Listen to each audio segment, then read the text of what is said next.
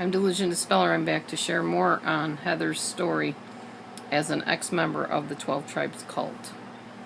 One of the things that impressed us was the fact that the children were so advanced, not to mention so well behaved, and we know why now. But we loved the fact that we believed that they were being homeschooled because they have a classroom for display. It's just not used, or if it is, it's to teach out of their curriculums. Okay, let me backtrack a minute. Gatherings are held twice daily, 7 a.m. and 7 p.m., if I recall correctly. So everyone is up at 6:30 a.m. You get a knock at your door. When we visited, they would go around singing softly. Okay. She said she had a few readers, like their textbooks, when they visited. Also, we couldn't believe that 4-year-old girls were helping their mothers prepare meals, chopping up veggies with knives, washing dishes, etc. Not to mention, the first day we were there, my husband went off to work with the men at a house on the construction business, and a 10 or 12-year-old boy was showing him how to rewire an entire house. Community, as they referred to themselves, also known as the 12 Tribes, and may even go by other names now, not sure. However, one thing remains the same, and that is the founder is Eugene Spriggs. I have heard him called Eugene Eldon Spriggs, or Eldon Eugene Spriggs, I don't know, whom we knew nothing of or about until after we left and started to do more research on this group. So, there is the leader, or the founder, and then different levels or degrees under him, such as elders, house leaders, I think that's what they call them, and possibly deacons. Not quite sure of all the different titles. All I know was that not everyone was equal as they wanted you to believe or think that you were.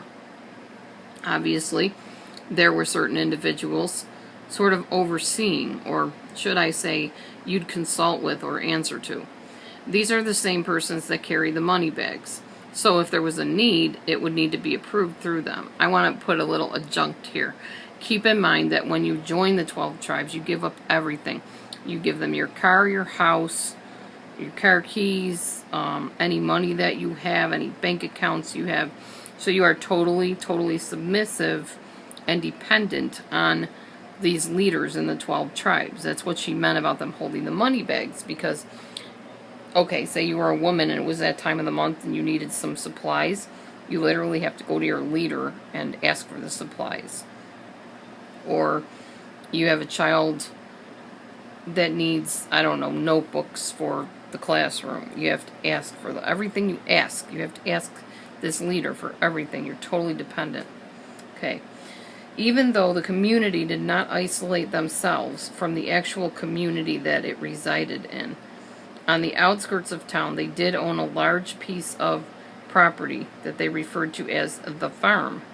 It's kind of scary now when I think about it, because once you're baptized in the community, you take on a Hebrew name. Therefore, you basically lose your identity to the outside world. Who would be able to find such and such when a family member would call? There is no one here by that name anymore. Not to mention, no records of deaths or births. As I stated previously, we lived in one of 4 or 5 large, historic, almost mansion-type looking homes in downtown St. Joseph, Missouri. The community was either very well respected for the business that they ran or shunned by others. Regardless, the businesses provided not only a means of income, but outreach as well. Our location, not only did they have the construction business, but also a futon factory downtown, and next door was the Common Ground Cafe, which served mostly all organic, wholesome soups and sandwiches, assortments of teas and coffees, and would even have the open mic nights, or live acoustic entertainment. It really appealed to a lot of people, and did quite well. Unfortunately, I think you were only lucky enough to get to work there if you either didn't have any children, or possibly were a wife of a higher up, and the children helped. Otherwise, while the men were off working, women stayed home and performed household duties or stayed in their rooms. That's mostly what I did, since I didn't feel too included, or just didn't know what to do. Meanwhile, my husband is off being indoctrinated by their beliefs and mind-controlled by boosting up his self-esteem and isolating him from the family. I thank God that since we did not give them all our money and turn over our possessions yet of our vehicle, it still provided us with some freedom. Freedom to talk amongst each other about things that were going on that we didn't think were quite right. If I remember correctly, initially my husband didn't feel the same way or upset about things that were going on as I did. Again, they were boosting his ego, getting him involved, and women, I don't believe that there are ever any in higher positions, now that I think about it. Basically, they're treated as subservients, with their role being caregiver, homemaker, and honoring their husbands. Of course, they have scripture to back up all their beliefs and teachings. What they do is pick and choose which scripture supports their agenda and purpose. What amazed me, or should I say alarmed me, was the fact that at some of the gatherings, the topic of insight that would be incorporated at times would just so happen to be that of what my husband and I were dealing with. It could have been something that we may have privately discussed in our own room that they had provided to us, which leads me to believe that it was possibly bugged. And whenever we were on the phone, you could always hear a click-like sound. So I've often wondered if they did record or bug the premises or phones.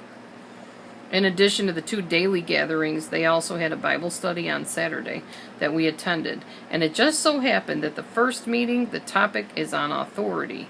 They were teaching about how God is an authority over man, and man is in authority over children, etc. And that no matter what, we should always obey.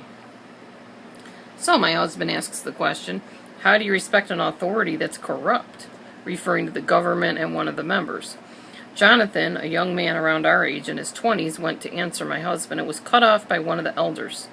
Jonathan apologized immediately for starting to speak, but we didn't think he did anything wrong, and then the elder answered, "You respect the position, whether right or wrong, because they are placed in authority over you." Man, I've heard that in a lot of charismatic churches. How about you?